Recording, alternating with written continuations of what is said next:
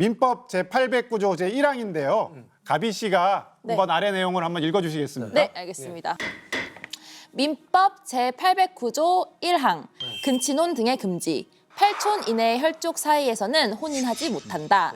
근데 이게 고려 초기랑 천추태후랑 뭔가 관련이 있는 건가요? 네, 우리 천추태후의 가족사를 보면은 왜 민법 제809조를 얘기했는지 우리가 알 수 있습니다. 아니 진짜 로열 패밀리 왕족 중에 왕족인데 근친혼을랑 관련이 있어요. 진짜 더 로얄 되려고. 맞아. 맞아.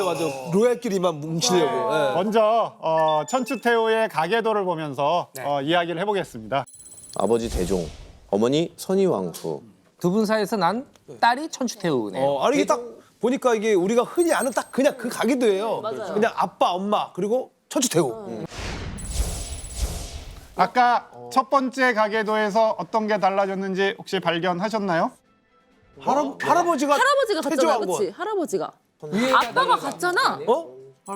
아빠와 엄마의 아빠 같은 거야. 이상해요. 완전 로열 패밀리인데요, 그냥? 제가 제대로 보고 있는 거 맞습니까? 선희왕후도 왕건의 딸이야. 왕건의 딸. 이거 맞습니까? 뭐야? 아들, 딸이 결혼한 거예요? 그러니까 아들하고 딸이 결혼해서 낳은 게 천추태후인 거예요. 봐봐. 아버지 밑에 왕건의 아들이 있고 어머니 밑에 왕건의 딸이 있잖아요. 소름 돋아. 친할아버지하고 외할아버지가 같은 사람이에요. 그러니까 우리 모두는 할아버지가 두 명이 있단 말이에요. 친할아버지, 외할아버지. 근데 이거는 분이야. 그의 한 명이에요. 친가와 외가가 같은 집이에요. 명절 때 좋겠네요. 그죠. 제사 한 번만 지내도 되고. 아무튼 중요한 거는 또 있습니다. 지금부터 보면은 또 중요한 게 있는데요. 아내분이 세 분인 거죠? 네, 그런 것 같아요. 일단 등장한 왕후는 세 분입니다. 그렇죠. 총 29분입니다. 뭐라고요? 아 호족들의 통합을 맞습니다. 위해서 네, 네. 왕권 강화를 위해서 맞습니다. 막 호족 지방 각 지역의 호족들 호족들하고 이걸 어떻게 설명해야 돼? 다른 할머니 손자랑 다른 할머니 손자랑 천추태후랑 결혼을 했어요. 저 네, 경종하고. 그 고려의 4대 임금 태조왕건의 아들인데요. 이 사람의 아들 장남인 경종과 천추태후가 결혼을 합니다. 그런데 경종은 누구냐? 경종도 태조왕건의 친손자예요. 맞아요. 천추태후도 친손녀죠. 네. 그러니까 둘이 서로 사촌 관계입니다. 사촌 오빠랑 결혼한 겁니다. 가까운 친척인데. 진짜 엄마 가까운 아빠는 친척. 남매끼리 결혼하고 자기는 또 사촌이랑 결혼하고. 그런데 천추태후한테는 또 이제 여동생이 있어요. 친여동생이 있는데 그 여동생도 사촌 오빠랑 결혼하거든요. 근데 그 사촌 오빠가 누구냐면 같은 남편이에요. 그러니까 자매가 친자매가 한 남자랑 같이 결혼한 거죠. 왜 이렇게 와, 그러니까 동생은 형부랑 결혼을 한 거네요. 그렇죠. 지금으로 치면. 누나가 있고 여동생이 있거든요. 그 둘의 남편이 하나라고 생각하면 제가 가만 안 둡니다.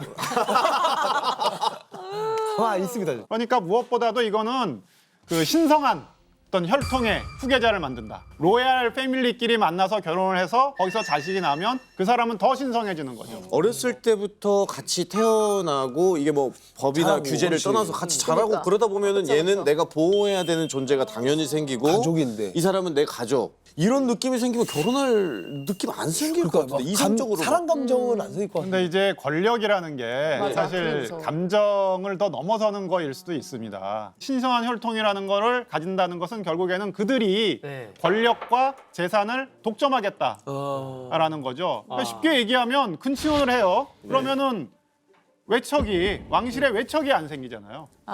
다른 편이 다른 집안이 자기 맞아, 집안에 맞아, 맞아. 그들이 이제 다 독점을 하는 거니까 이제 그렇기 때문에 이 왕실에서는 오래전부터 그런 근친혼 아주 극단적인 남매혼 야, 진짜 극단적. 뭐 이런 것들을 했던 거죠. 남매혼. 아니 남매혼이 진짜 현실 남매라고 할 정도로 막 눈만 마주쳐도 싸우고 이러잖아요. 맞아요. 남매들은. 남매들끼리는 방귀 끼고 네, 태어날 때부터 진짜 트잖아요. 서로 막 거기는. 태조 왕건이 부인이 29명이 있었잖아요. 그러니까 그만큼 이제 자식들도 많단 말이에요. 멀구나. 예, 그래서 결혼한 남매들은 어머니가 다 다릅니다. 양반이나 귀족들이나 아니면 일반 서민들은 이런 근친혼 같은 게 없었나요? 그런데 이제 일반 사회에서는 사실 뭐 왕실만큼 그렇게 극단적인 그런 근친혼을 하지는 않았습니다. 다만 이제 이런 케이스 하나 있는데 혹시 이자겸이라고 이자겸. 예, 들어본 거 있어요. 들어보셨나요? 이자겸의 난. 맞습니다. 네. 인종이 이자겸의 외손자예요. 그런데 자기가 이제 권력을 계속 가지고 싶으니까 자기의 다른 두 딸을 인종하고 결혼시킵니다. 그러니까 인종은 이모랑 결혼한 거죠. 그러니까 언니가 시어머니예요. 네.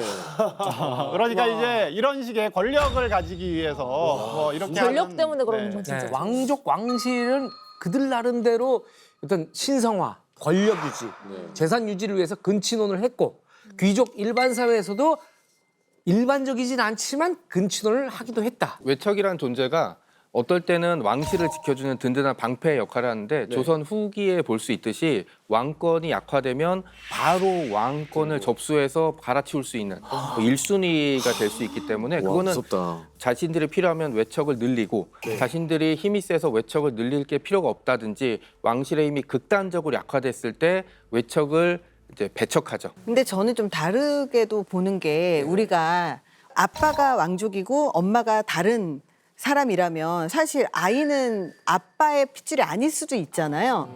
그렇기 때문에 그런 관점에서 보더라도 엄마 쪽이 계속 그 근친혼으로 가게 되면 확실한 우리 집안 사람으로 인식될 수 있었을 것 같아요. 아, 지금처럼 이렇게 테스트를 못 하니까 네. 누구 아이인지. 네. 그 왕실 여성들은 최대한 이제 이 왕실 남성과 결혼을 했다는 말씀드렸잖아요. 표를 보시면 경종의 왕후들이 지금 김씨, 유씨, 황보씨 이렇게 돼 있잖아요. 네.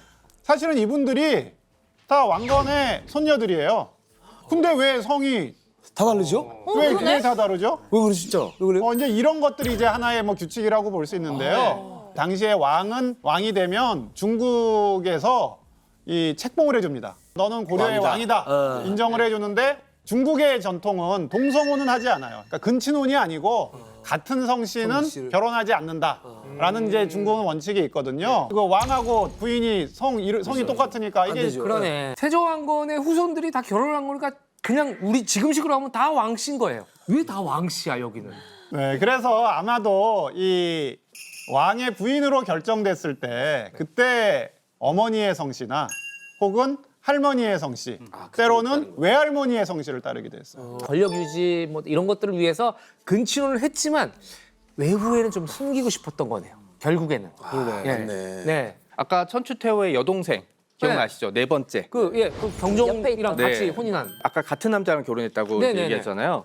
근데 경종이 자매와 결혼하고 얼마 안 돼서 세상을 떠납니다. 네, 젊은 나이에 떠나서 두 사람은 얼마 후에 절대로 해서는 안 될 사랑을 하게 됩니다. 지금 가계도를 보면 완전히 새로운 인물이 한 명 등장할 거예요. 아래쪽에. 천추태후 자매의 삼촌이 왕욱이라는 인물이 등장하게 되는데요. 남편 이름 헌정왕후가 이 사람과 눈이 맞습니다. 삼촌이라. 네, 근친혼의 가장 큰 목적은 왕실의 세력을 유지하는 거예요. 흩어지지 않게. 다 정략 결혼. 정략 태어날 결혼이죠. 때 이제 이 사람과 얘랑 결혼시켜야겠네.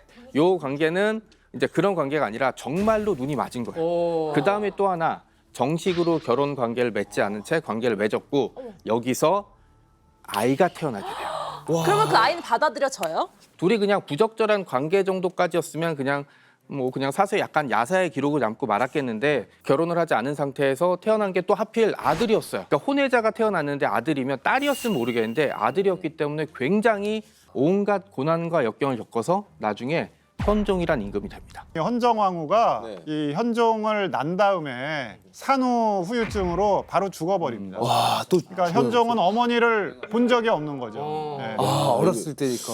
어떻게 보면 좀 불행하네요. 오죽하면 드라마가 나왔겠습니까? 진짜 드라마다. 진짜 드라마다. 진짜 드라마. 그렇게 태어나는 왕자들의 경우에 고려 시대에는 보통 다 승려를 만들어 버려요. 왜냐하면 이 사람들은 그냥 편안하게 오래 살게 하기 위해서는 스님을 만들어서 아 이게 약간 징벌적 의미가 아니고 아닙니다. 그냥 너는 그냥 따로 살아라. 거기서 잘 먹고 잘 살게 해주는 거죠. 뭐 이렇게 혼외자가 되면 승려가 되고 이것도 되게 처음 듣는 얘기고 그러니까 해가지고, 이제 예. 이 현종은 어머니 아버지 신분은 뭐 베스트지만 약간 혼외자라는 측면 때문에 이제 승려를 시키는데 이 승려를 만드는 사람이 바로 이제 이 현종의 이모인 천추태후입니다. 이모가 그럼 쟤는 절로 보내. 쟤는 머리 그렇죠. 깎고. 예, 신열사라는 절로 이제 보내는 거죠. 이렇게 듣다 보니까 저 어지간한 시리즈물보다 맞아요. 훨씬 더 방대한 것 같은데 사실 이거 우리나라뿐만 아니라 외국에서도 좀 많이 들어본 것 같기도 하거든요.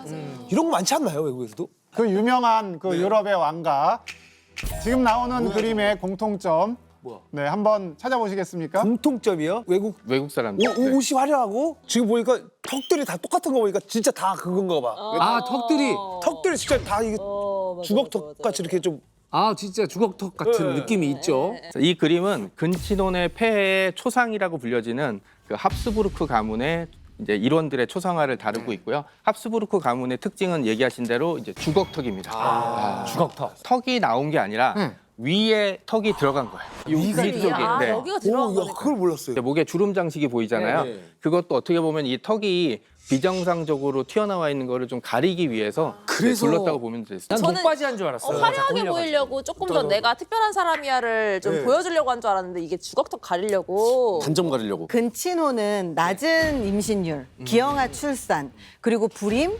유전병 이렇게 열성 유전자들로 인해서 지금 많은 나라에서 금지를 하고 있습니다. 아, 그러면은 이제 근친혼이 종료가 된 게 고려 시대 때 이제 종료가 된 건가요? 아무래도 이제 유교적인 그런 중국의 문화 이런 것들이 네네. 들어오면서 이제 꺼리게 하는 그런 게 있었고 근친혼도 점점 이제 내려가면서 좀 이제 덜 해지게 됩니다. 그래서 남매혼은 한 100년 네. 오, 다행히도 없어져서. 예, 지금까지 저 정유근 교수님께서 고려 왕실, 네. 네, 고려 초기에 복잡했던 왕실에서 절대적 권위를 갖기 위해서 근친혼이 필요했다. 이런 것들이 우리가 이해가 된 것 같아요.